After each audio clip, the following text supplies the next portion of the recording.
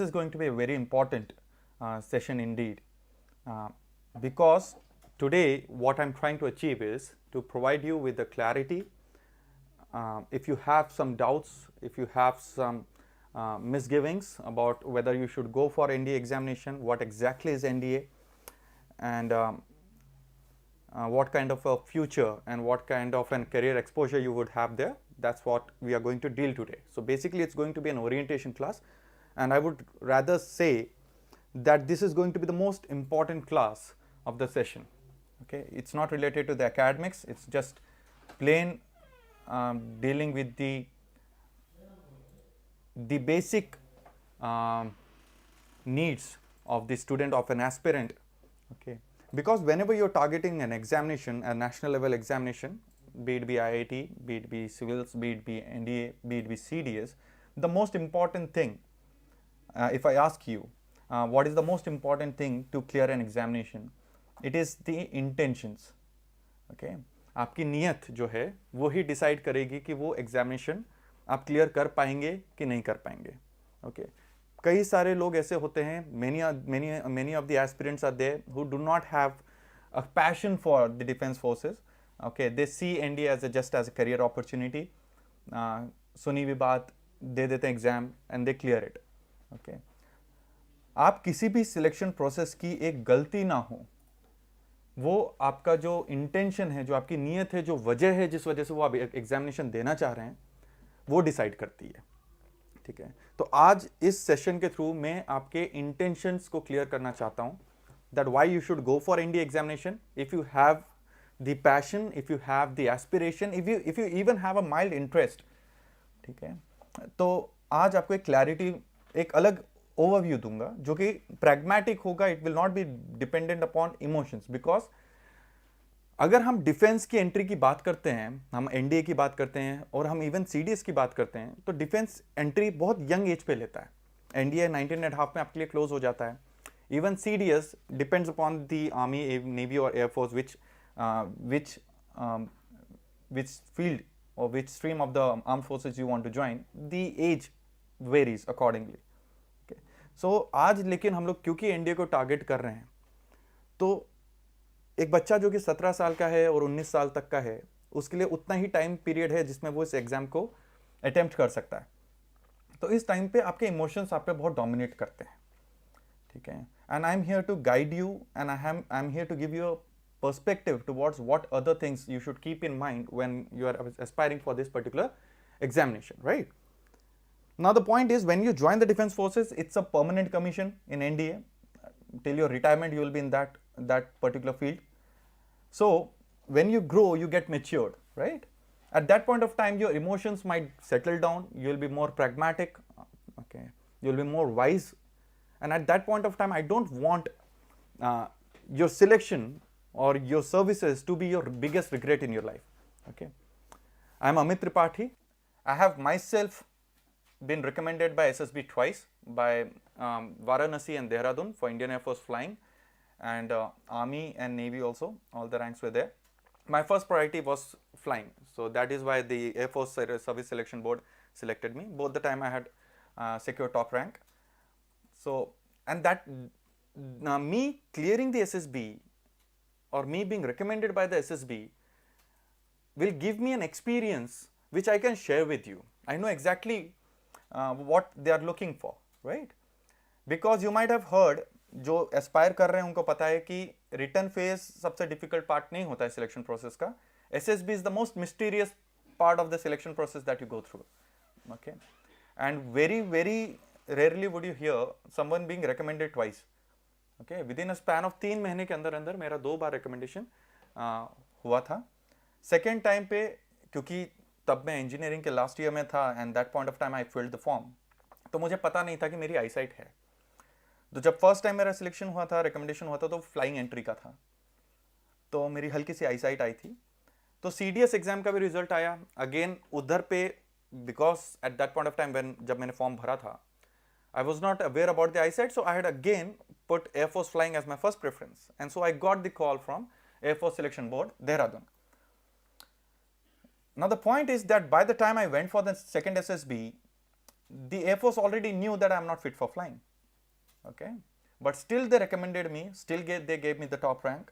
They recommended me for the army, for the OTA, Indian Military Academy, OTA, Indian Air Force Academy. So all the recommendations were there. Okay, so what it shows is that be it be the Air Force, be it be the Army, be it be the Navy, they are not restricted to see you, to judge you, to examine you from the point of view of only their forces. They are thinking about the entire Indian Defence Forces at that point of time. Okay, so we'll start directly. First of all, we'll have an introductory session about the NDA, what NDA exactly is, right? So this is what your ambition should be. Okay, बहुत छोटी छोटी चीजें हैं जो आपके लिए बहुत important है, right? The most important thing when you're going for the defense forces is your mindset, your psychology is what is very important, right? So अगर मेरा एनडीए में जाने का मन है, मेरा एनडीए में जाने का सपना है और मुझे बेसिक चीजें नहीं पता हैं कि एनडीए है कहां पर, ठीक है, एनडीए दिखता कैसा है, ठीक है, तो वो मेरा शौक है, वो मेरी जिद नहीं है. And there is a big difference. I tell you why and how you need to get selected. Okay, क्योंकि यहां पे हमारी बातचीत हमारा इंटेंशन क्या है? हमारा इंटेंशन है कि आप इस एकेडमी में जाएं. हमारा इंटेंशन ये नहीं है कि आप सिर्फ रिटन एग्जामिनेशन क्लियर कर लीजिए. Okay, you will never hear me से कि मेरे इतने बच्चे एनडीए रिटन क्लियर किए हैं.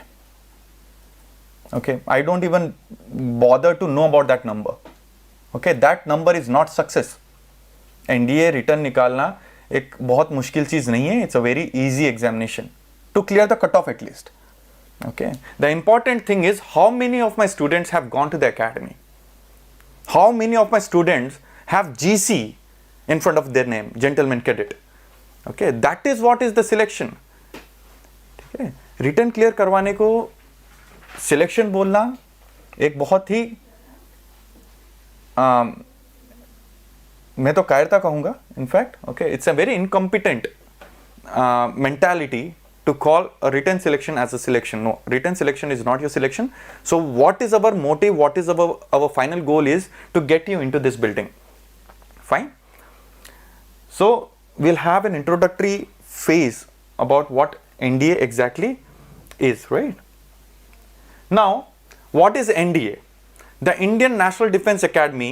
Those of you who already know about it, okay, I would ask for your forgiveness so that you can be a bit patient and you can revise it in your head. The Indian National Defence Academy is the joint service academy of the Indian Armed Forces.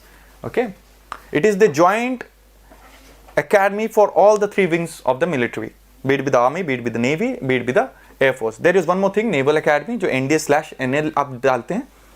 Many of the students do ask me that what is the difference between the two.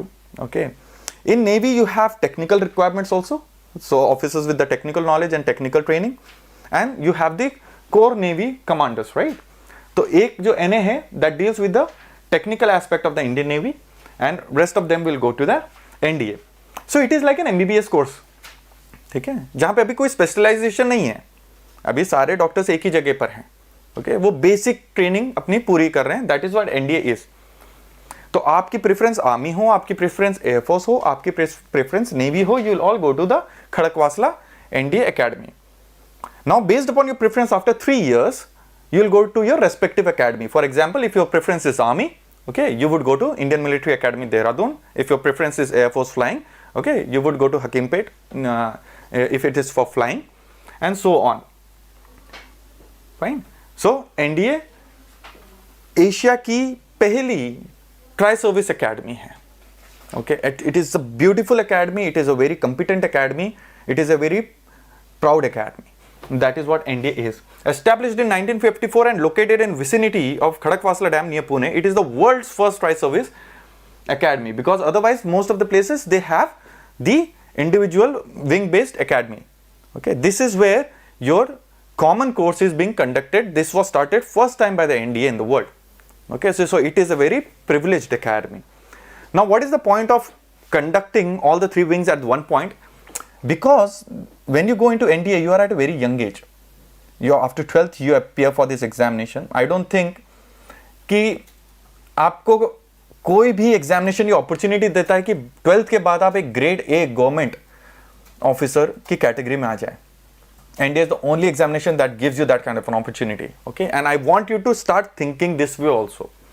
Okay, what kind of privileges, what kind of exposure, what kind of status is provides with the examination, ये जरूरी है. तो अभी आपने 12वीं करी है तो अभी आपका ग्रेजुएट होना जरूरी है टू बी एन ऑफिसर. तो एनडीए आपको एक ग्रेजुएशन डिग्री करवाता है अलॉन्ग विद मिलिट्री रिक्वायरमेंट. तो उनका मिलिट्री रिक्वायरमेंट के हिसाब से आपकी ग्रेजुएशन डिग्री होगी, आपको जेएनयू से आपको एक डिग्री मिलेगी. उसके बाद you will go to your respective academy for specialised training. Fine. Cadets of the three armed forces, the Army, the Navy and the Air Force train together before beginning pre-commission training. You have not been commissioned yet, pre-commission training at their respective service academies. Indian Military Academy, Indian Naval Academy and the Air Force Academy for Army, Navy and Air Force cadets respectively. Okay? So this is one important thing that you need to notice, that you need to understand about NDA. Right? एक चीज़ मैं अभी address करना चाहता हूँ, वो important issue है, वो मैं डिटेल में अभी आप बाद में इसको एड्रेस करूँगा. About the medium of the examination. ठीक है, I have had a good experience in defence training. I have got many candidates who have successfully joined the academy and are serving the nation in their respective forces. कई बार specially NDA के बच्चे जो हैं आपके, कई बच्चे Hindi medium से आते हैं. ठीक है, बिकॉज जो इमोशंस है जिसके वजह से आप एनडीए को प्रेफरेंस डालते हैं, वो इमोशन जो है वो पैट्रियटिज्म की होती है, एक नेशनलिज्म की होती है. ठीक है, देशभक्ति एक बहुत बड़ी वजह है. आप आर्म फोर्सेस में जाना चाहते हैं, उसकी बिल्कुल कॉमन सेंस की बात है. जो बच्चा अपनी ज़मीन से सबसे ज़्यादा जुड़ा होता है, फॉर एग्जाम्पल जितना आप गांव देहात में जाएंगे उतना आपको दिखेगा कि ज़्यादा से ज़्यादा बच्चे are aspiring to join the defence forces. Because first of all being a part of the family, ठीक है, being the part of their village, they have not migrated, तो वो ना अपनी ज़मीन से काफ़ी जुड़े हुए हैं.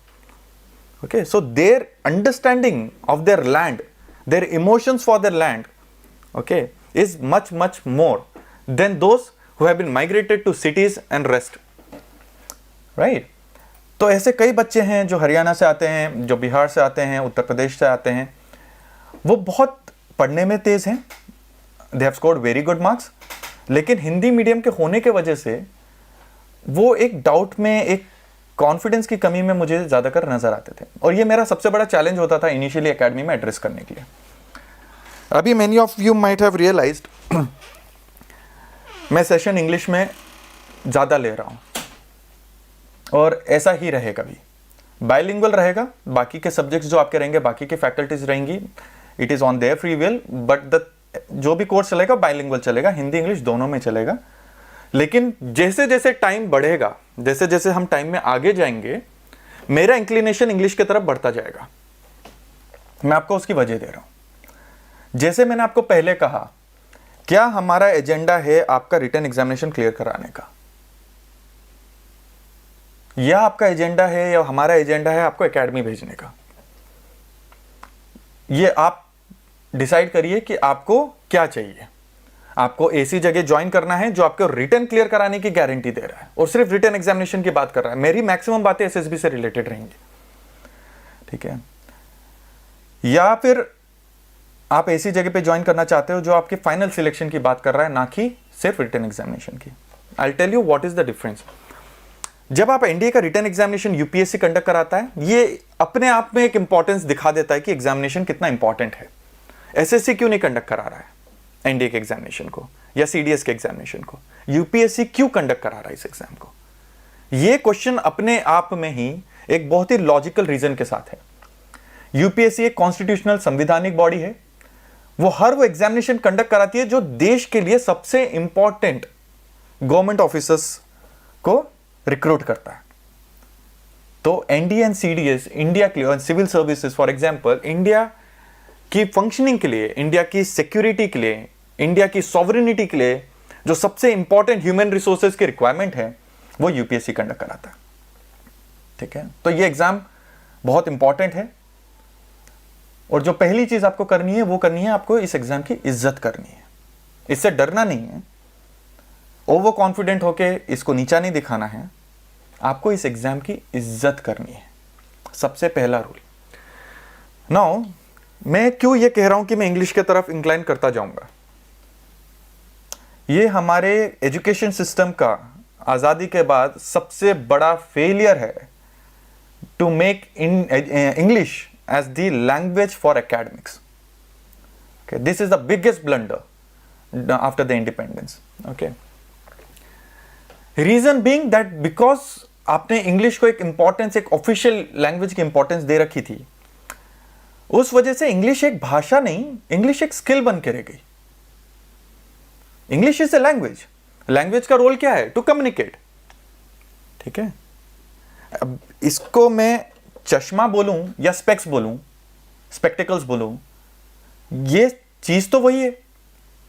So the language is expressing और कम्युनिकेटिंग जो मैं सोच रहा हूं। फाइन, इंग्लिश अब वो वे ऑफ कम्युनिकेटिंग लैंग्वेज नहीं रह गई है, वो एक स्किल बन गई है, एक रिक्वायरमेंट बन गई है। लैंग्वेज कब से रिक्वायरमेंट बन गई थी जॉब की? फाइन। सेकेंड चीज, जब इंग्लिश को लैंग्वेज हिंदी के साथ रखा गया था, ये टॉपिक हम आगे बहुत सारे रैंडम टॉपिक्स डिस्कस करेंगे। ठीक है, हम लोग एकेडमिक्स में लिमिटेड नहीं रहेंगे, क्योंकि मैं फिर से कह रहा हूं मेरे दिमाग में एसएसबी है और हम एसएसबी की तैयारी 10-15 दिन में नहीं कर सकते हैं, उसमें महीनों लगते हैं। ठीक है, तो will be discussing all the topic from India, China के साथ अभी क्या चल रहा है, फार्म लॉ में क्या चल रहा है, एवरीथिंग।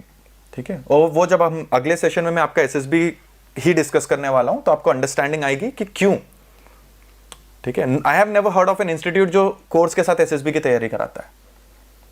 ठीक है, जितने बच्चे रिटर्न क्लियर कर लेते हैं उनको 15 दिन का मैक्सिमम कोर्स करवाया जाता है। 15 दिन में एसएसबी की तैयारी नहीं हो सकती है।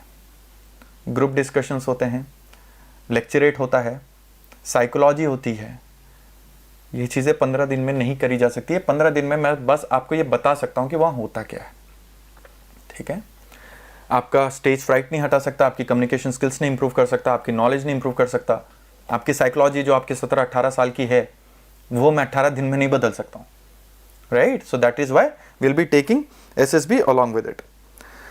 नाउ जहाँ लैंग्वेज की बात आ रही है उसको थोड़ा सा हिस्टोरिकल पॉइंट ऑफ व्यू से मैं समझाना चाहूँगा। जब संविधान बना 1950 में, तो संविधान में यह था कि 1965 तक इंग्लिश लैंग्वेज रहेगी, क्योंकि अंग्रेज इतने टाइम से हम पे रूल कर रहे थे, तो पूरी गवर्नमेंट मशीनरी को अचानक से आप शिफ्ट नहीं कर सकते थे। ठीक है, तो एक जेस्टेशन पीरियड टाइम लिया गया कि 15 ईयर्स में होगा। लेकिन जब टाइम आया इंग्लिश को रिमूव करके हिंदी को, जो कि संविधान खुद कहता है अंडर आर्टिकल 350, 351 कि हिंदी को आपको राष्ट्रभाषा बनाना है, भारत की कोई राष्ट्रभाषा है नहीं, तो इंडिया के कुछ रीजन से काफी ज्यादा प्रोटेस्ट हुआ।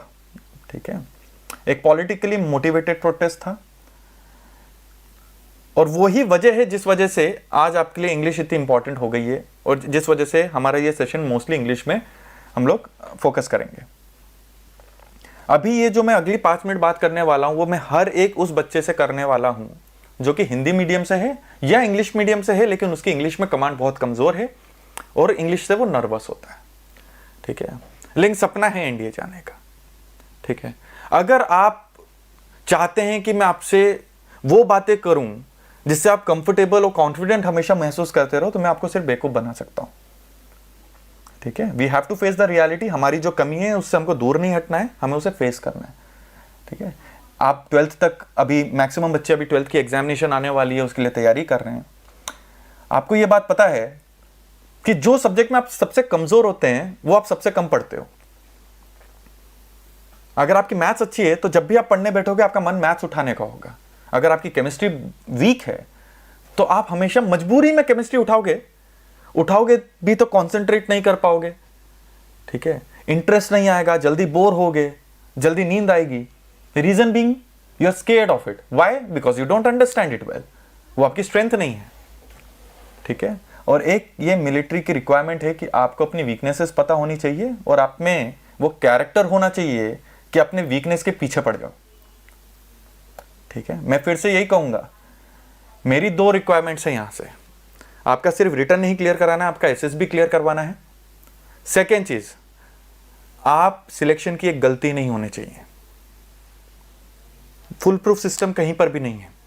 ऐसे बहुत सारे लोग हैं जो सिविल्स क्लियर कर लेते हैं लेकिन वो उतना डिजर्विंग नहीं थे या उनका उतना पैशन नहीं था उस सर्विस के लिए। और ऐसे कई बच्चे हैं मेरे खुद के एक्सपीरियंस में। I have given many examination, I have cleared civils, I have cleared CAPF, bank PO, intelligence bureau. Okay, so with that kind of an experience, उसके वजह से मेरी अभी हैसियत है कि मैं आपके सामने बात कर सकता हूँ, नॉट जस्ट कि मैंने SSB क्लियर करा इस वजह से। ठीक है, उसके बाद एग्जामिनेशन में जो मेरी लाइफ का प्रायोरिटीज थी और जो पर्पस मैं ढूंढ रहा हूं, उसके वजह से जो नॉलेज एक्वायर करी है मैंने, ठीक है, जो आने वाले टाइम पे आपको पता चलेगा that why I am here to guide you. Fine. So जो भी जिनकी भी इंग्लिश लैंग्वेज पे पकड़ कम है, हम लोग लगातार सेशंस करेंगे जिसमें लैंग्वेज आपकी इंप्रूव होगी। मैं आपको ये गारंटी दे रहा हूं, by the end of the session you will have a good command on your English. ठीक है, बस आपको उससे भागना नहीं है, क्योंकि अगर आप इंग्लिश से भागे, स्पोकन इंग्लिश से भागे, आप रिटन क्लियर कर लोगे। क्यों मैं स्ट्रेस दे रहा हूं? क्योंकि एनडीए का जब रिटन एग्जामिनेशन होगा उसमें तो हिंदी में भी क्वेश्चंस आएंगे। आपके दिमाग में ये बात बैठ गई कि हाँ, अभी इंग्लिश इतनी कंपलसरी या इंपॉर्टेंट नहीं है, क्योंकि जो भी है बस इंग्लिश का पेपर हैंडल करना है, बाकी सारे क्वेश्चन तो बाइलिंगुअल होंगे, हिंदी में भी आएंगे। सर्विस सिलेक्शन बोर्ड वो दरवाजा है जिसको पार करे बिना आप मिलिट्री नहीं ज्वाइन कर सकते। एनडीए का रिटन एग्जामिनेशन सिर्फ इसलिए कंडक्ट कराया जाता है कि उन बच्चों को छांटा जा सके जिसको एसएसबी हैंडल कर सकता है। Are you getting my point? So which is more important, NDA written examination और एसएसबी? फाइन। सो एसएसबी में English is the only language that is permitted. वहां कुछ बाइलिंगुअल में नहीं आने वाला है, वहां पे कोई ग्रुप डिस्कशन हिंदी में नहीं होगा, वहां लेक्चरेट आप हिंदी में नहीं दे सकते हैं। ठीक है, the only language for the Indian military forces is the official language is English. Fine. ये बोलने के बाद अगला पॉइंट जो मैं जिस वजह से I am addressing the Hindi medium students, आप इंग्लिश कैसी बोल रहे हो, कितना फ्लुएंटली बोल रहे हो। एंड इसमें वो भी बच्चे ध्यान दें जो कि इंग्लिश में काफी फ्लुएंट है और ओवर कॉन्फिडेंट है। ठीक है, क्योंकि वहां पे धोखा होगा, फिर आपको समझ में आएगी बात। आप ग्रामर अच्छी बोल रहे हो नहीं बोल रहे हो, आप टूटी फूटी इंग्लिश बोल रहे हो, उससे उनको कोई मतलब नहीं है। ठीक है, वो बस ये देखना चाहते हैं, क्योंकि उनका एक लीगल रिक्वायरमेंट है। अगर वो हिंदी परमिट करने लग गए या वो बाकी लैंग्वेजेस परमिट करने लग गए तो सब बच्चा, अब तमिलनाडु का बच्चा आएगा, वो बोलेगा मैं तमिल में दूंगा, तो आपके पास लीगल बेसिस नहीं रहा ना उसको मना करने का। राइट, ये जरूर है, वो लोग साफ बोलते हैं कि मैं एग्जैक्ट स्टेटमेंट बताता हूं what they say, the language to be used is strictly English. In case you get stuck somewhere you might use a sentence in your native language but come back to revert back to English as soon as possible। कहीं पर आप अटके तो आप हिंदी में बोलिए। मैं अपने 2 सिलेक्शन एक्सपीरियंसेस के साथ, मेरे मैक्सिमम दोस्त डिफेंस फोर्सेस में हैं, मैं अपने एक्सपीरियंस से आपको कह रहा हूं ये बात, और जो मैं कह रहा हूं आपको सच मानना ही है अभी। ठीक है, आपकी इंग्लिश कितनी अच्छी है या कितनी बुरी है उससे आपके सिलेक्शन पे कोई फर्क नहीं पड़ने वाला है। उनकी वो रिक्वायरमेंट है जिस वजह से वो सिर्फ इंग्लिश परमिट कर पाते हैं। आप बीच में अटकिए, आप बीच में हिंदी बोलिए, अगर आपका कंटेंट, जो बात आप कहना चाह रहे हैं, बस उनको वो समझ में आना चाहिए। ठीक है, ट्रस्ट मी इस बात पर। मैं इतना इस पे फोकस इसलिए कर रहा हूं क्योंकि हम उस समाज में रहते हैं जहां पे एक भाषा को आपने एजुकेशन का लेवल बना दिया है। अगर कोई इंग्लिश बहुत अच्छी बोलता है तो आप बाय डिफॉल्ट ये बात मान लेते हैं कि बहुत एजुकेटेड है। जितना आप गांव देहात में जाएंगे ये चीज आपको और ज्यादा फील होगी। If I'm very good in my spoken English, by default you assume that I'm a very educated person, I'm a very knowledgeable person। बहुत ज्ञान है क्योंकि अंग्रेजी बहुत अच्छी बोल रहा है। भाषा का ज्ञान से कोई लेना देना नहीं है। डिफेंस फोर्स बिल्कुल भी सिविलियन मेंटालिटी का फोर्स नहीं है, ये बात आप प्लीज समझिए। ठीक है, मैं आपको एग्जाम्पल से अपने में ही बता रहा हूं। When I went for the SSB in Varanasi, I guess there were 11 पहले दिन, जिसको स्क्रीनिंग बोलते हैं, जो हम बाद में डिटेल डिस्कस करेंगे, 11 बच्चे थे जो आईआईटी से थे। उसमें से 10 बच्चे पहले दिन ही बाहर थे, ठीक है। तो आपके 90% है या आपके 60% है, उनको सच में कोई मतलब नहीं है। ये चीज आपको दिमाग से हटाना एक मेरे लिए खुद के लिए एक चैलेंज होगा, आपके दिमाग से ये चीज हटाना। जिसके 90% है उसके दिमाग से भी हटाना, कि आप उसको वजह बनाओ टू बी कॉन्फिडेंट, अपनी ताकत बनाओ, अपना एरोगेंस नहीं बनाओ, वरना वो पक्का बाहर होगे पहले दिन ही।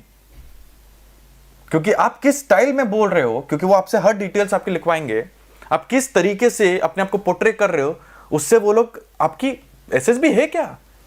अगर मैं आपसे सिंपल क्वेश्चन पूछूं what is SSB, most of you will tell me that SSB is an interview. अरे इतनी लाइफ आपकी इंटरेस्टिंग नहीं है कि 5 दिन आपका इंटरव्यू लेगा कोई। इंटरव्यू वहां पे आधा 1 घंटे का चलता है।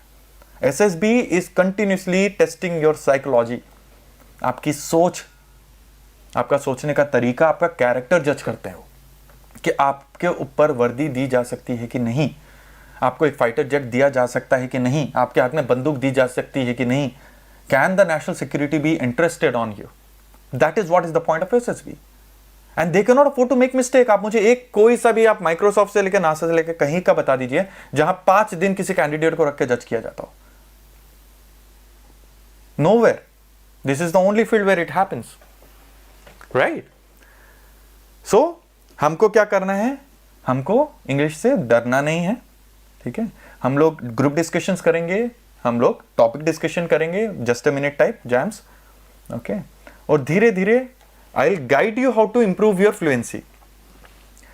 देखो बेटा, ये तो मान लो कि बिना इंग्लिश को पकड़े, अभी वो अच्छी चीज है या बुरी चीज है, that is a very different kind of a debate, कि इंग्लिश को इतना इंपॉर्टेंट एक इंडियन एकेडमिक्स में बनाना चाहिए कि नहीं, लेकिन वो अभी की वास्तविकता है।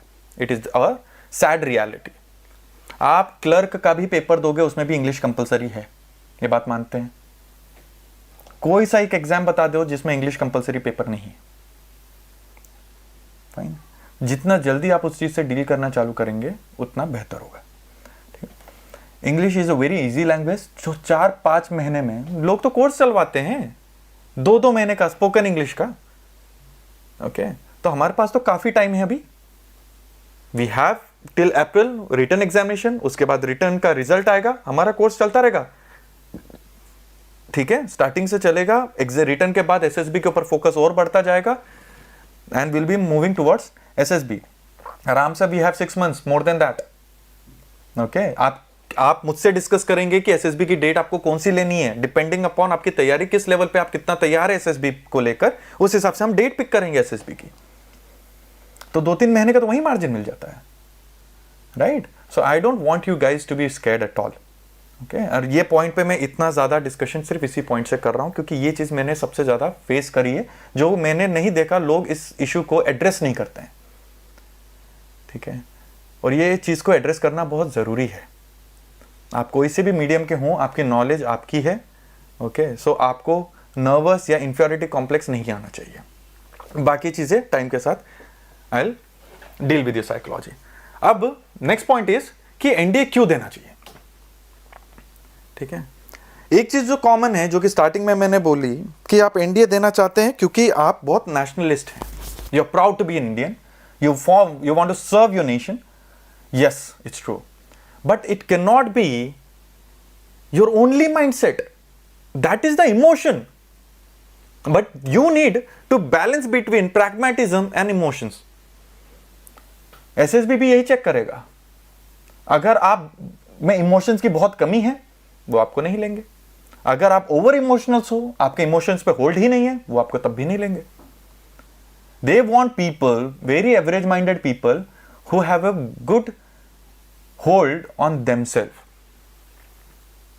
Mentally strong होना बहुत जरूरी है, ठीक है। Many of the students also have this misconception, just because they are physically strong, so defense is their right option for their career. It's not that way. अगर आप फ्लाइंग में जा रहे हैं, पायलट अगर आप बनना चाह रहे हैं, आपका दिमाग ज्यादा तेज होना चाहिए। अगर आप आर्मी में जा रहे हैं, आप कमांड कर रहे हैं, ठीक है। और मैं एग्जाम्पल्स के साथ, मिलिट्री एग्जाम्पल्स के साथ, हमारी हिस्टोरिकली मिलिट्री एग्जाम्पल्स के साथ आपको हर चीज समझाऊंगा, ठीक है। So your mental power is what is needed here, right. Physical strength से कुछ उनको नहीं लेना देना है। आप कितने पतले हो, आप मोटे हो, कोई उनको फर्क नहीं पड़ता है। वो तो आपको फिट कर देंगे एकेडमी में, बस उनकी जो मेडिकल स्टैंडर्ड्स हैं उनको आपको मीट करना होगा। आपका वेट अगर उनके मेडिकल स्टैंडर्ड के हिसाब से ज़्यादा है तो वो आपको टाइम भी देंगे 45 डेज का कि कम करिए उसको। तो वो चीज़ हम लोग अभी से एड्रेस करना चालू कर देंगे कि आगे जाके मेडिकल में इशू ना हो, ठीक है। हाँ, कई बार मेरी बातें सुनकर आपको ये लगेगा कि मैं तो ऑलरेडी प्रिज्यूम करके चल रहा हूँ कि आप सबका इंडिया तो रिटर्न क्लियर ही है। हम एसएसबी के बारे में बहुत सीरियसली बात करेंगे अभी से, ना कि एग्जाम के बाद। फाइन, तो ये मेरा ट्रस्ट ही है। Okay, it's my confidence on my self and it's my confidence in you guys that आप में से हर एक बंदा, और ये तो मैं रिटर्न गारंटी में दे दूंगा, आप मेरे हिसाब से पढ़िए, मैं आपसे बहुत ज़्यादा टाइम नहीं डिमांड करूंगा, ठीक है। अगर आपने अपने एकेडमिक्स पूरी ईमानदारी से 12वीं तक पढ़ी है, आप दिन का 3 घंटा एनडीए पे फोकस करिए, आपका रिजल्ट नहीं रुक सकता है। वो अभी आपको अगली आने वाली स्लाइड्स में पता चल जाएगा। So why should we join NDA? The first thing is it's a grade A government position, as I said earlier, ठीक है। ये एक लौता एग्जामिनेशन है जो आपको इतनी यंग एज में 12th पास होने पर भी ग्रेड ए पोजीशन का ऑफर देता है, right. Second, lifestyle.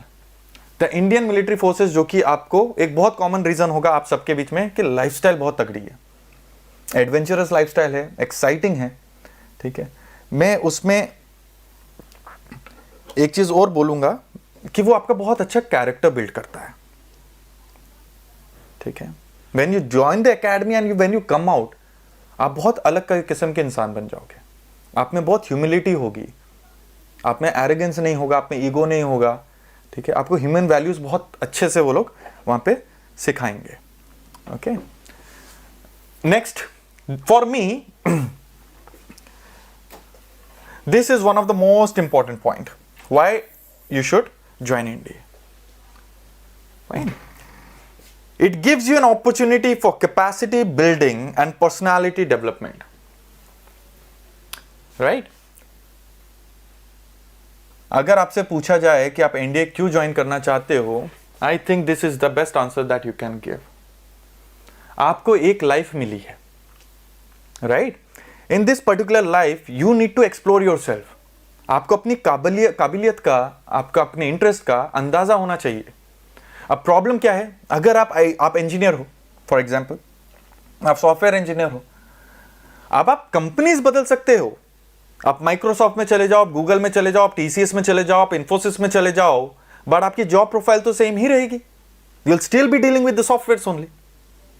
Okay, so आपको नहीं पता, आप एक्सप्लोर ही नहीं कर पाए। हो सकता है दूसरी चीज होती जिसमें आपका इंटरेस्ट और आपकी टैलेंट ज्यादा था, but you never got an opportunity to do that.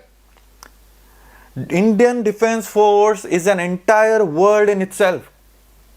Indian Armed Forces अपने आप में पूरी दुनिया है। वहां ड्राइवर से लेके, बावर्ची से लेकर जनरल तक सब मिलिट्री के ही हैं, सब वर्दी के हैं। वो एक पैरेलल वर्ल्ड है। उनके इंजीनियर से लेकर, उनके सोल्जर्स से लेके, उनके मैनेजमेंट के बंदे, हर कोई बाहर से हायर नहीं किया जाता है, वो डिफेंस के ही हैं।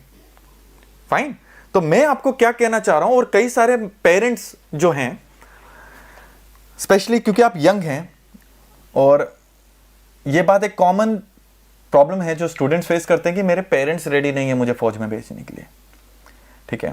तो मैं अपने इंस्टीट्यूट में क्या करता था, मैं पेरेंट्स को बुलवा लेता था ओरिएंटेशन के दिन।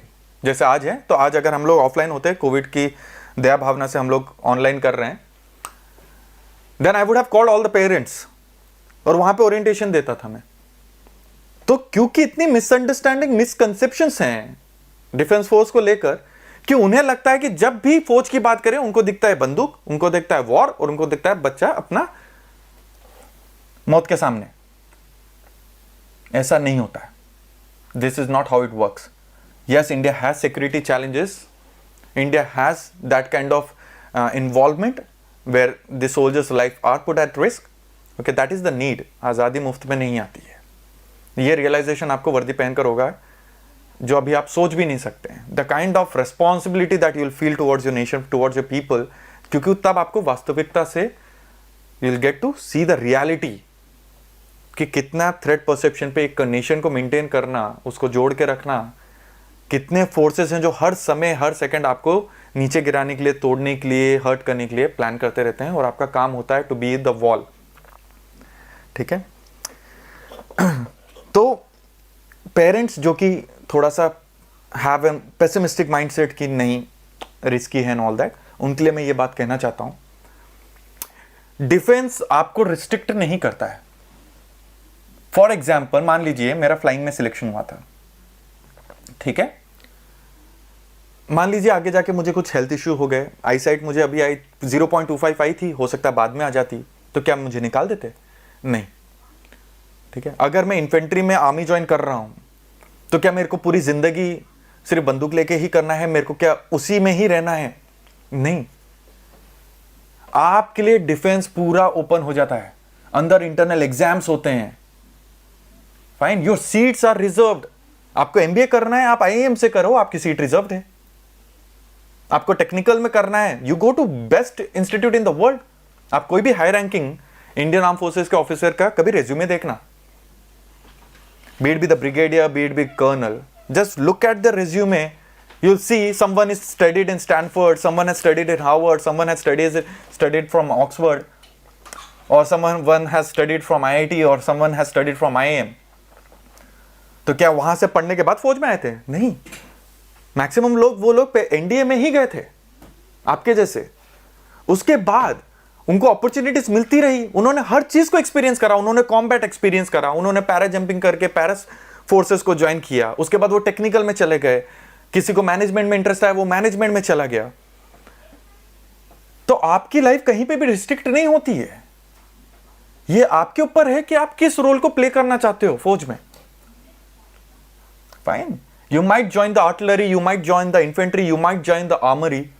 At this point of time अगर आपका इंटरेस्ट है आर्मी, तो आपको ये डिफरेंसेस पता होने चाहिए कि what is artillery, what is armoury, what is infantry, what kind of an artillery we are using. Armoury में हमारे टैंक्स कौन से हैं। अगर आप पायलट बनना चाहते हैं तो आपको इंडियन एयरफोर्स कौन कौन से जेट्स यूज करती है, कौन से चॉपर्स यूज करती है, इसकी नॉलेज होनी चाहिए। और ये मैं अपने पर्सनल एक्सपीरियंसेस से ही बताऊंगा, मैं अपने इंटरव्यूज भी डिस्कस करूंगा मुझसे क्या क्या पूछा गया था। ठीक है, मुझे डाउट नहीं था कि मेरा सिलेक्शन नहीं होगा। फाइन, तो जाने से पहले आपको पता रहेगा कि आप सिलेक्ट हो जाओगे। Okay, so don't worry about that. तो ये एक बहुत इंपॉर्टेंट चीज है कि वो आपको पूरी अपॉर्चुनिटी देता है पर्सनालिटी बिल्डिंग का। आप स्पोर्ट्स में अच्छे हैं, आपको स्पोर्ट्स के लिए, अब तो प्राइवेट और बाकी चीजें भी बहुत आगे हैं, वरना पहले तो arm forces, army was the only way कि आप एक्सेल कर सकते थे फौज में। मेजर ध्यानचंद आप ले लो, मिल्खा सिंह आप ले लीजिए, आप किसी को भी लेंगे वो आप देखेंगे वो आर्मी से बिलोंग करता था, क्योंकि army had the infrastructure for sports. आज भी आपके शूटर्स आप देख लीजिए, आपके ओलंपिक गोल्ड मेडलिस्ट, आप ओलंपिक मेडलिस्ट आप देख लीजिए, they from arm forces, right. तो ये एक आपका रीजन है, और सबसे बड़ा रीजन ये आपका सपना है, to have that uniform, to have दो stars on you, it is an emotion. ठीक है, there is a huge difference between students who are aspiring for IITs, medical, and those aspiring for defence forces. वो एक career opportunity की तरह देखा जाता है, वो अपना एक सेल्फ सर्विंग नीड के बेसिस पे देखा जाता है। It might help the country, obviously it helps the country, IIT, doctors, everyone contributes to the nation building, but that is not the intention, first intention जिसकी वजह से आप ज्वाइन करते हैं। जब बात डिफेंस फोर्सेस की आती है तो उसकी वजह जो है वो एक सेंटिमेंट होता है, that it is my dream to be an Air Force pilot, it is my dream to join the Indian Army, it is my dream to be in the Indian Navy, I want to be a submarine, I want to be in submarine, I want to serve in the aircraft carrier, I want to be a para special forces, right? So this is a very different kind of an ambition, and you'll find very different kind of people in it. Now we'll discuss the process of examination. Okay, what is the process of examination?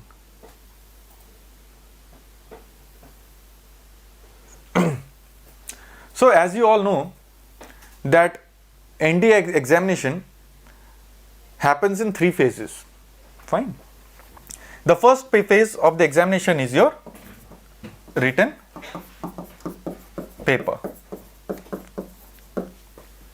ठीक है, जहां पे आपका maths रहेगा 300 marks का और GS and English आपका रहेगा 600 मार्क्स का. ओके, ये 2 सेक्शन में डिवाइडेड रहता है and that would be your written paper. 900 number का पेपर होता है, राइट? जैसे मैंने बताया 300 का मैथ्स रहेगा एंड 600 का GS and English. Around 350 approximately पे आपका कट ऑफ आ जाता है, अराउंड 35%. तो this is why I told you कि रिटर्न निकालना, आप अगर आप में से किसी ने एनडीए दिया है और वो मुझे ये कह रहा है कि सर मैंने तो बहुत मेहनत करी थी लेकिन मेरा रिटर्न नहीं निकला है, तो मैं ब्लंटली आपको बोलता हूं कि आप झूठ बोल रहे हो. You are lying to yourself सबसे पहले, और फिर आप मुझे भी झूठ बोल रहे हो. ठीक है, क्योंकि अगर आपने प्लान्ड वे में तैयारी करी तो ये स्कोर लाना कोई बहुत बड़ी बात नहीं है. मैथ्स तुम पूरी जिंदगी कर रहे हो, उस पर फोकस करना is not a very big thing. 200 marks का इंग्लिश रहता है, it is very very easy to score at least 100 out of it. 400 marks का जीएस है, ये हमारे लिए एक रहेगा. क्यों? इसमें भी आपका फिजिक्स, केमिस्ट्री, बायो, ठीक है, geography, history, most of the subject you have learned, you have studied entire life. उसी से क्वेश्चंस आ रहे हैं, बस थोड़ा एप्लीकेशन बेस्ड आ रहे हैं. अगर आपकी हमेशा, मान लीजिए आपके 70% ही आए 12th में, 10th में भी 70% ही आए, आप कभी भी एकेडमिक्स में बहुत स्ट्रांग नहीं थे, लेकिन आप जो कुछ भी पढ़ते थे हमेशा समझ के पढ़ते थे. ठीक है, आप टीचर्स के नाइटमेयर थे कि आप डाउट्स बहुत पूछते हो, आप मुंह उठा के चले जाओ, आपका एनडीए रिटर्न क्लियर हो जाएगा. क्यों? क्योंकि वो एप्लीकेशन बेस्ड पूछ रहा है. वो ये नहीं पूछ रहा है कि लड़ाई कब हुई थी, कहां हुई थी, वो हमेशा पूछेगा व्हाई. प्रॉब्लम क्या है हमारे एजुकेशन सिस्टम में? That you focus on the question when, where, while you should be focusing on why, how. ठीक है, सबसे ज्यादा बारिश कहां होती है भैया? चिरापुंजी में होती है, मेंसनरॉम में होती है. ठीक है, तो आपको वेयर पता है. कब होती है आपको मंथ पता है, जुलाई एंड में होगी. मैं आपसे पूछ रहा हूं वहां पे सबसे ज्यादा बारिश क्यों होती है? This is the difference, okay, between knowing and understanding. ये आपको हैबिट में लेकर आना है. किस तरीके से हेल्प कर सकता है मैं आपको ये बताता हूं. आप सबने बर्नौलीज थ्योरम पढ़ा है. आप हर समय फॉर्मूला बेस्ड चीजें पढ़ रहे हैं, आपका इंटेंशन सिर्फ हाई परसेंटेज लाना है, you will not succeed in life. Let me tell you very clearly, आपके घर वाले, आपके रिश्तेदार, जिनको जो बोलना है बोल लें. अगर आपका माइंडसेट, एक आपका जो एटीट्यूड है वो एनालिटिकल नहीं है, हर चीज के पीछे आपको रीजन, बिकॉज इंडिया एक मेरिट बेस्ड सिस्टम है, यहाँ पे स्कोर मार्क्स लाना बहुत मुश्किल काम नहीं है, सिंपल बात है. इसलिए यहाँ पे मैटर नहीं करता है वेदर यू हैव स्कोर 90% और 60%, it doesn't matter for the defence forces. वो कैसे देखते हैं? उसने पढ़ाई करी थी, उसके 90% आ गए, इसने पढ़ाई कम करी, इसके 60% आ गए. They are not going to जज यू. और उस मेंटालिटी से हटने में प्रॉब्लम होगी, क्योंकि आप जब वहां पे 60% जो बोलेगा वो थोड़ा सा नर्वस होकर बोलेगा कि सर 60% ही आए. जो 90% बोलेगा वो बड़े अकड़ के छाती बाहर निकाल के बोलेगा सर 90%. दोनों गलत हैं उस फोर्स के लिए. They are not going to जज यू बाय योर परसेंटेज. आप रिटर्न निकाल कर आ रहे हो, आपका एवरेज माइंड है, कोई प्रॉब्लम नहीं है. I have never been very exceptional in academics. I was never a studious kind of a person, but I have cleared many examinations because of one habit, that whatever I was being taught, I used to understand. मुझे अगर समझ में नहीं आ रहा मैं नहीं रट सकता. तो वो चीज थी. अब ये कैसे हेल्प करता है? Wing Commander Khan was taking my interview in Varanasi and he asked me, how does a plane fly? I told him Bernoulli's theorem. अब ये जो भी बच्चा पढ़ रहा है, ठीक है, उसको ये पता होगा and he might give you an answer about कि बर्नौलीज थ्योरम पे उड़ता है। अगला question, he asked me explain me how, so he asked me how. अब मुझे अगर कैलकुलेशन से पता है लेकिन मैंने उस प्रोसेस को समझा नहीं तो मैं नहीं बता पाऊंगा प्लेन कैसे उड़ता है। And the first thing that he asked me, क्या एयरफोर्स में पायलट क्यों बनना चाहते हो या क्यों ज्वाइन करना चाहते हो, and I said I am passionate about it. He warned me that be careful. Are you interested or are you passionate? I said no sir, I am passionate. So he started asking me difficult question. कि wings के वजह से plane उड़ता है, wings एक तरफ से curved होता है, एक तरफ से फ्लैट होता है। क्योंकि जब मैंने वो डायग्राम देखा था तो मैं समझ गया था, क्योंकि मेरे डाउट में ये था कि हवा को कैसे पता चल रहा है कि उसको उस टाइम पे when I was in the school, कि हवा को कैसे पता चल रहा है कि उसको ज्यादा एरिया कवर करना है तो उसको स्पीड बढ़ानी है अपनी। So I went and asked this question to sir कि ये तो आप ऐसे बता रहे हैं जैसे कि हवा इंटेलिजेंट है, उसको पता है कि एक टाइम पे पहुंचना है। So he explained me the process. अब ये मैं एनडीए की सीडीएस की तैयारी में नहीं पढ़ के गया, मैं एसएसबी की तैयारी में नहीं पढ़ के गया, लेकिन ये क्वेश्चन पूछा गया ना, और ये मेरे सिलेक्शन में रोल प्ले किया इस क्वेश्चन ने। They might ask you about Archimedes principle, application based. रट्टा मत चालू कर देना when a body is fully और immersed, partially immersed in the water, that won't work. The submarine, when it is working, when water displacement comes in, be it be an aircraft carrier, be it be a destroyer, be it be a submarine, you need to understand how it works, why that weight is equivalent, and it is very practical things. Problem ये है कि हम पढ़ते हैं तो हम एक book mindset से पढ़ते हैं, हम हर चीज theoretical point of view से पढ़ते हैं. It becomes very easy to understand when you are comparing it with practical things. ठीक है? Okay. Fine. So the process of examination is, first is written, जो आपका 100% क्लियर होगा. नेक्स्ट SSB, इसकी तैयारी हम पूरे टाइम करेंगे. Weekly we'll have classes where we'll be discussing any random topic. Okay. We'll also be discussing about the Indian military history. It's important because when he asked me that why do you want to join the Air Force, and I said sir I'm passionate, he warned me that interested हो या passionate हो, दोनों words में difference है. I smiled and I said I'm passionate. So he said okay fine, tell me about Air Force. ठीक है.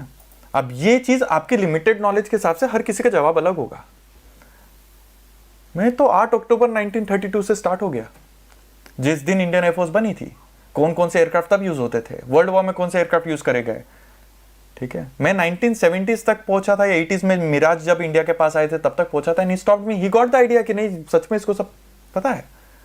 लेकिन वो एसएसबी पॉइंट ऑफ व्यू से नहीं, मेरा इंटरेस्ट था. कहीं मेरे में डाउट नहीं था कि मैं पायलट नहीं होऊंगा एयरफोर्स का. तो हर चीज में इंटरेस्ट के साथ देखता था. At this time you have a great power and a great challenge, that is internet. ये एक अपॉर्चुनिटी भी है और एक क्राइसिस भी है, क्योंकि इसने ऐसा लेवल प्लेइंग फील्ड प्रोवाइड कर दिया है कि आज गांव का बच्चा भी, जिसके पास एक्सपोजर नहीं है, जिसके पास सिटी का एक्सपोजर नहीं है, जिसके पास बुक्स का एक्सपोजर नहीं है, हिंदी मीडियम की कई बुक्स भी कम आती हैं, आज उसको ऑनलाइन के वजह से, यूट्यूब और बाकी चीज़ों के वजह से वो अपने इंटरेस्ट की नॉलेज किसी भी हद तक अटेन कर सकता है. आपका कंपटीशन बहुत ज़्यादा बढ़ गया है. पहले ऐसा नहीं था.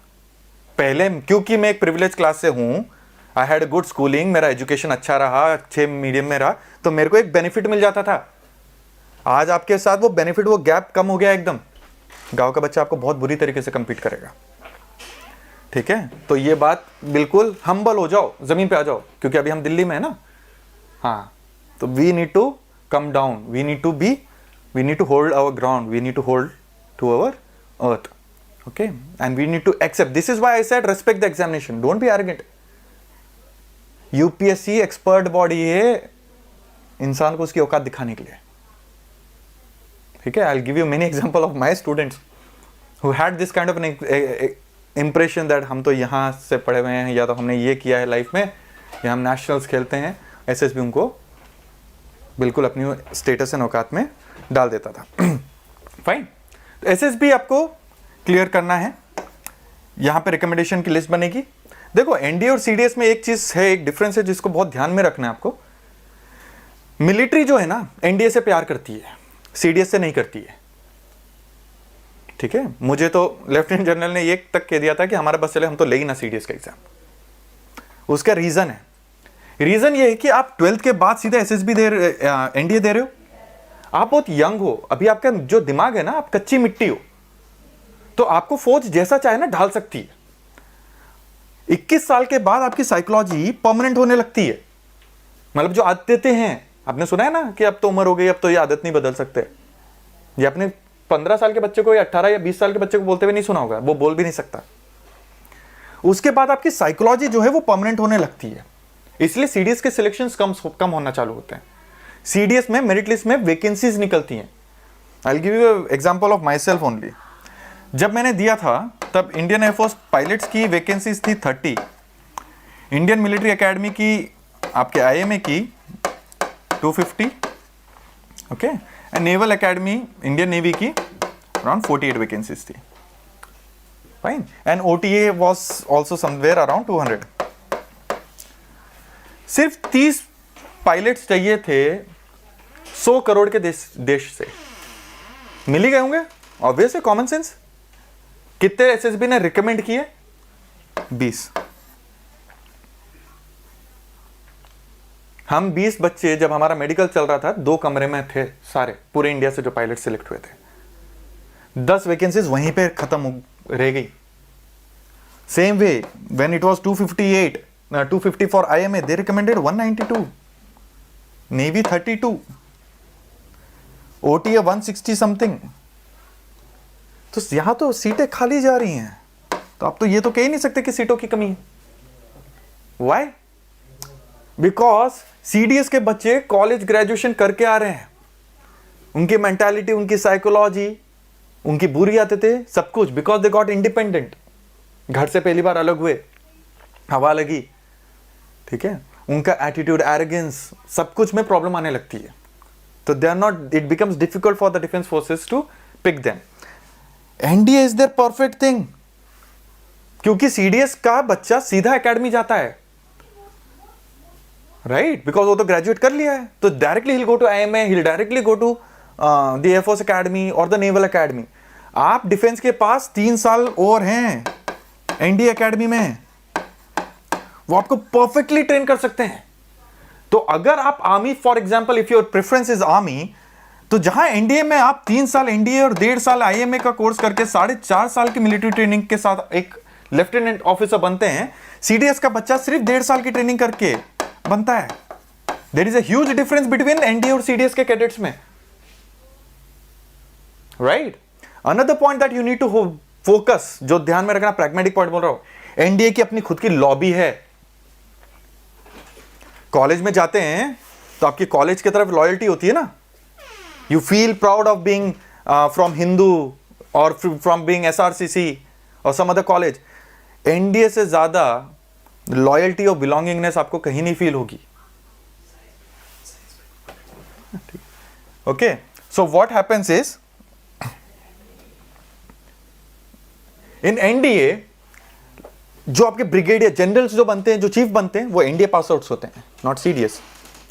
Okay, hardly you will find a CDS person going on a very high rank. They will go till colonel, they might go till that rank, brigadier, major general, lieutenant general, that kind of rank, it's for NDA। क्योंकि जब आप NDA के बच्चे से मिलते हो, आप pass out होते हो, जैसे कि एनडीए से आप आईएमए में हो, आप मान लो 30 साल के हो, आपका एक लेफ्टिनेंट आया जो सीडीएस का पास आउट है, वो आईएमए से, दूसरा एक आया जो कि एनडीए का पास आउट है, आपका अटैचमेंट, एक इमोशनल अटैचमेंट इंडिया वाले से तुरंत ज्यादा बैठ जाएगा, क्योंकि वो एकेडमी आपकी जान है, वो एकेडमी आपकी शान है, वहां आप रहे हो। वो ऐसी एकेडमी है जहां यूनिफॉर्म पहनकर आपने ग्रेजुएशन किया है, जहां हॉर्स राइडिंग सीखी है, जहां स्विमिंग सीखी है। The kind of stories that you have in NDA academy you will not find in any other academy. That is why it becomes very important. Fine, तो this are the realistic kind of thing, जिसके भी दिमाग में है, या किसी के parents बोल रहे हैं कि बेटा ग्रेजुएशन कर लो, उसके बाद सीडीएस कर लेना, एनडीए की अपॉर्चुनिटी मत छोड़ना।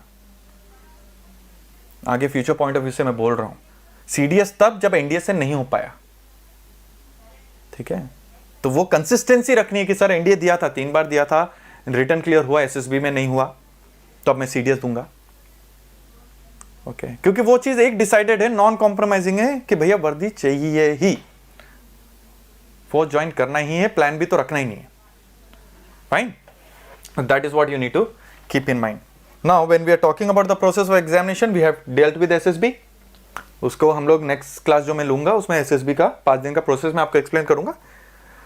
एनडीए में क्या रहता है, आपको बहुत अच्छा स्कोर भी करना है रिटर्न पे। When I am saying the score, when I am saying that the return is 350 is the cutoff, I want you people to score 450, क्योंकि जो मैंने आपको बताया सीडीएस में जैसे मेरिट में सीट्स खाली रह रही हैं, ये एनडीए के साथ नहीं होता है, क्योंकि वैकेंसीज बची हुई हैं। So because of that CDS में तो ऐसा हो ही नहीं सकता ना कि आप मेरिट आउट हो, बहुत रेयरली इट हैपेंस। एनडीए में बच्चे मेरिट आउट होते हैं।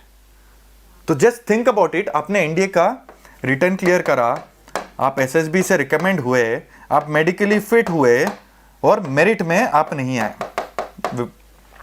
इससे बड़ी ट्रेजेडी हो सकती है। अगले बार ये पूरा का पूरा प्रोसेस वापस करना पड़ेगा। हो सकता है आपकी एज चली गई हो एनडीए की तब तक, अब आपको सीडीएस का वेट करने के लिए 3 साल आपको वेट करना पड़ेगा, ग्रेजुएशन करनी पड़ेगी। Don't take it lightly. एक बार बेटा, बस एक बार मेहनत कर लो, 4 महीने अपने मुझे दे दो, you will clear this examination, we'll score this much marks, this is what we'll target. Why? क्योंकि 900 मार्क का रिटर्न होता है, 900 मार्क का एसएसबी होता है, एंड में दोनों के स्कोर को जोड़ के आपका फाइनल स्कोर आता है, जिसके बेसिस पे मेरिट बनती है। एसएसबी बहुत हद तक आपके हाथ में नहीं रहता है, क्योंकि वो साइकोलॉजिकल है। ये पूरा आपके हाथ में है 900, whatever you want to score out of it, right? तो ये चीज हम लोग थोड़ा सा ध्यान रखेंगे।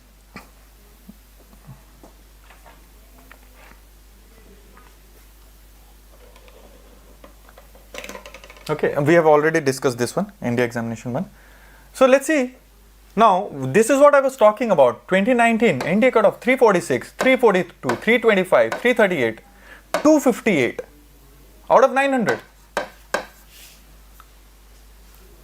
I took the 350, no? 350 कहीं पे भी टच भी हुआ है? It never touched, no? Now, the final examination, that is the final score is this. That means what? इसमें एसएसबी के मार्क्स जोड़े गए। फाइन। सो अगर 346 रिटर्न का कट ऑफ था, तो एसएसबी का करीबन आपको 250 260 अराउंड स्कोर करना था 900 में से। तो दोनों का मिला के आपका स्कोर आ जा रहा है करीबन 350 अराउंड। ठीक है, तो it's not a very difficult process. Strategically करोगे, विथ प्लानिंग करोगे, 100% क्लियर हो जाएगा। ठीक है, एक्सपीरियंस से ही कह रहा हूं। At no point of time am I going to tell you anything that is not out of my own experience book. मैं आपसे ऐसी कोई बात नहीं कहने वाला हूं जो कि सुनी सुनाई है, किसी और की हुई हो। सारे एग्जाम्पल, सारी stories, everything will be from my own life. So you just need to trust me on that. Fine. Now we have got a basic idea about what the score line would be.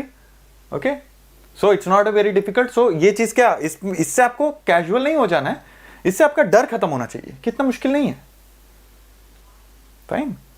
When I'll tell you stories about the students who about my friends who have been recommended along with me, you'll understand कि it is one of the easiest thing that you'll ever do in your life. इससे ज्यादा आसान तरीका नहीं है एक grade A government position को hold करने का, वो भी इतना एक्साइटिंग, इतना एडवेंचरस गवर्नमेंट जॉब। कोई भी गवर्नमेंट जॉब, आप एक चीज जानते हो ना, गवर्नमेंट जॉब के साथ बोलते हैं कि भैया जॉब सिक्योरिटी है, किसी ने ये तो नहीं बोला बहुत एक्साइटिंग है। गवर्नमेंट जॉब जब आप बोलते हो तो आपको क्या, एक धूल बड़ी बिल्डिंग, उसके अंदर एक डेस्क, उस पर फाइल है, उसमें धूल, गंदगी, यही सब दिमाग में आता है। फौज बहुत अलग टाइप का है।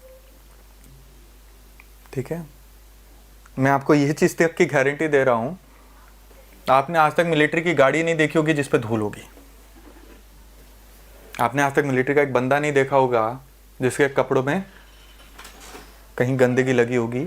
आपने मिलिट्री की आज तक एक बंदा नहीं देखा होगा जिसके जूते साफ नहीं होंगे। दुनिया का एक लौता नौकरी है जो तुम्हें ढंग के कपड़े पहनने के पैसे देता है। Military page you to launder, to keep yourself, to maintain yourself, to have a good personality, the military pays you for that. Okay. Now, this is what the service selection board basically looks like. He was my first boy from Manipur who was selected for flying Bishwar. Okay. And we'll be discussing here. They are discussing group planning. यहाँ पे एक GTO task हो रहा है, आप group task. ये एक snake race बोलते हैं, वो आर्मी में सिर्फ होती है. That is what is happening over here. Okay. Rest. Now I want to take your thing and I want to focus upon. Okay. So the examination in National Defence Academy, UPSC takes the examination. तो इस चीज को ये भी एक वजह है. Okay. I want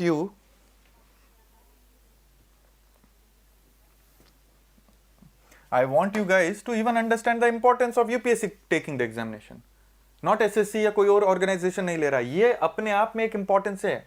UPSC वो एग्जामिनेशन लेती है जहां पे आपको पावर देना होता है, जहां पे आप लीडर बनेंगे, जहां पे आप ऑर्डर्स देंगे. रेस्ट ऑफ द एग्जामिनेशन है जो आपके ऑर्डर्स फॉलो करेंगे. फाइन. AA is there, A4XY is there, SSC is there, rest of the examinations are there.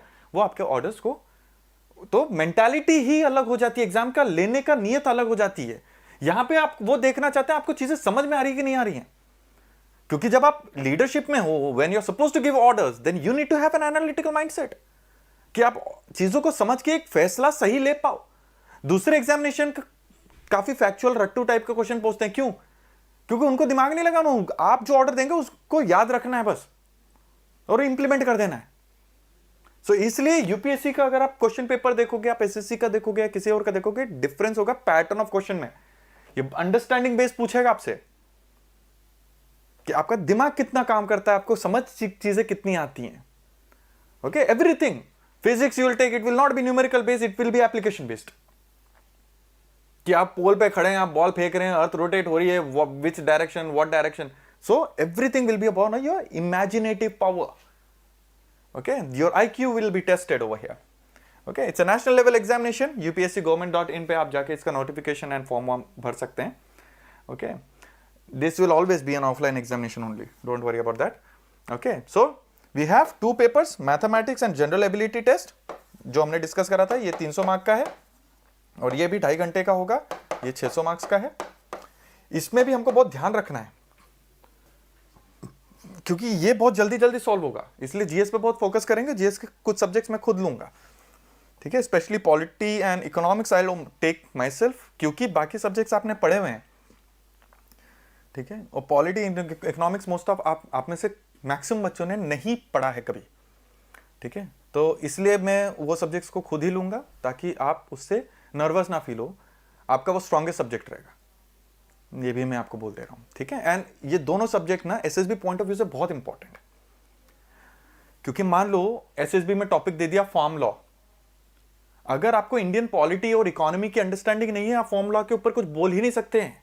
अगर आपको एग्रीकल्चर सेक्टर क्या है, प्राइमरी सेक्टर क्या होता है, ठीक है, उसमें वर्कफोर्स इतनी ज्यादा क्यों है, अभी भी इतने लोग डिपेंडेंट हैं, फार्म लॉ की जरूरत. अगर आपको इकोनॉमिक्स नहीं पता, एग्री इकोनॉमिक्स नहीं पता, आप फार्म लॉ को समझ ही नहीं सकते. आप बोलने वाला है तो हर किसी को लगता है मैं बहुत अच्छा बोल रहा हूं, लेकिन एक बच्चा एक अलग पॉइंट मारेगा जो पूरे डिस्कशन को अलग लेवल पे ले जाएगा और वहीं वो प्रूव कर देगा मैं आप सबसे अलग हूं, and he will get selected. And I used to play this game only. मैंने अपनी नॉलेज को ही अपना इंस्ट्रूमेंट और टूल बना रखा था. चुपचाप सुनता रहता था, बाकी क्या डिस्कशन कर रहे हैं उतने देर में मैं सोच लेता था ये पॉइंट मारना है, डिस्कशन को अगले लेवल पे ले जाओ. ठीक है. तो will discuss all those also. Now the forms are already out and your examination would be conducted on 18th of April 2021. इस बार थोड़ा सा ये कोविड की वजह से, क्योंकि, और ये बहुत इंपॉर्टेंट पॉइंट है जो मैं आपसे डिस्कस करना चाह रहा हूं, कोविड के वजह से because 12th exam got postponed. Otherwise what happened was by 22 मार्च तो आपका 12th एग्जाम खत्म हो जाता था. और इसके बाद में जनरली 23rd या 24th अप्रैल को आपका एनडीए होता था और मैं 1 महीने का ही कोर्स करवाता था तब, क्योंकि कई बच्चों को मैंने 30 दिन में एनडीए क्लियर करवा रखा है. जो बच्चे एडमिशन लेते थे सितंबर के लिए, लेकिन इसके बाद में सितंबर की क्लासेस चालू करता था. उस टाइम पे जो भी एडमिशंस होते थे उनको मैं कोशिश करता था अप्रैल में ही क्लियर करवाना है. क्योंकि मैक्सिमम चीजें जो आप पढ़ कर आए हो वो आपके पास दिमाग में है कि अरे इतने से टाइम में कैसे हो जाएगा। नहीं, अभी तुम्हारी मेहनत करने की आदत है, 12th के एग्जाम्स देकर आए, उसको बस रोकना नहीं है बीच में। 6 महीने की सीनियरिटी डिफेंस फोर्स में बहुत मैटर करती है। हो सकता है आप आर्मी चीफ बनते हैं क्योंकि सीनियरिटी की बेसिस पर आपको रैंक मिलती है एंड में, लेकिन 6 महीने आपने एनडीए अप्रैल निकालने की जगह सितंबर निकाला, इसलिए आप आर्मी के चीफ नहीं बन पाए। ये अभी नहीं पता चलेगा, अभी आपको लगेगा 6 महीने तो है, बहुत थक गए 12वीं का तैयारी कर करके, आप आराम से देंगे सितंबर में। 1 महीने मेहनत कर लो तब भी निकलेगा, right. Another point I want to make clear is, जो भी बच्चे 12वीं अभी दे रहे हैं, आप एलिजिबल हो एनडीए के लिए। 12वीं पास करने के बाद एलिजिबल नहीं, आप अभी 12वीं जब दे रहे हो, well you are appearing for the 12th examination, you are eligible for NDA examination. तो प्लीज वेट नहीं करना कि अगले साल दोगे। एनडीए वो एग्जाम नहीं है जिसके लिए आपको ड्रॉप लेना चाहिए। कई बच्चों को पता नहीं होता है कि अभी तो मैं 12th में हूं तो मैं नहीं दे सकता, क्योंकि इसमें लिखा है 12th पास। जब तक आपकी ज्वाइनिंग होगी तब तक आप 12th पास हो जाओगे, अभी आप एलिजिबल हो। वैसे ही सीडीएस के लिए मोस्टली बच्चे ग्रेजुएट होने के बाद आते हैं, जबकि आप ग्रेजुएशन के आखिरी साल में दे सकते हैं। मैंने अपने फाइनल ईयर इंजीनियरिंग में दिया था CDS, fine.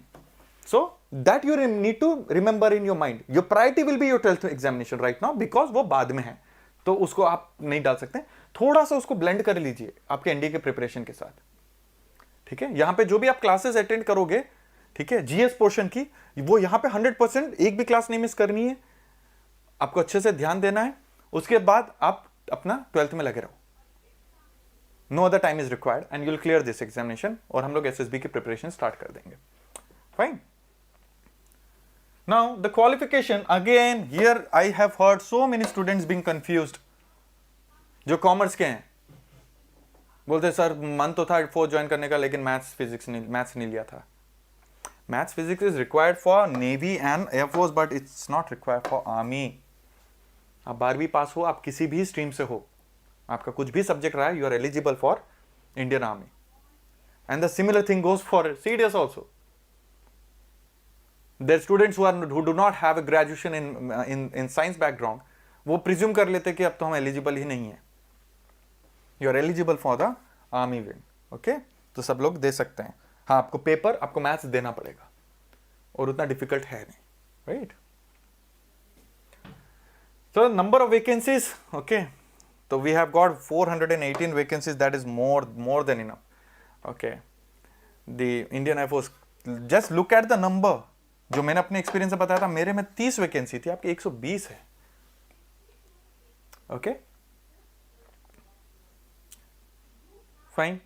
So 208 vacancies for army, 42 and 48, that is around your 90 vacancies for the navy, 124 air force. Vacancies बहुत हैं, 418 सीट बहुत होती हैं, ठीक है। बिकॉज ये आईटी या बाकी तरीके के एग्जाम नहीं है कि सिर्फ रिटर्न के बेसिस पे आपका सिलेक्शन हो रहा है। That is why those become more competitive exam in a way. यहाँ तो एसएसबी जाना है, 5 दिन खिलाएंगे कुदाएंगे, आपकी साइकोलॉजी, आपका way of thought process check करेंगे and you will get selected. It is one of the easiest thing that you will do.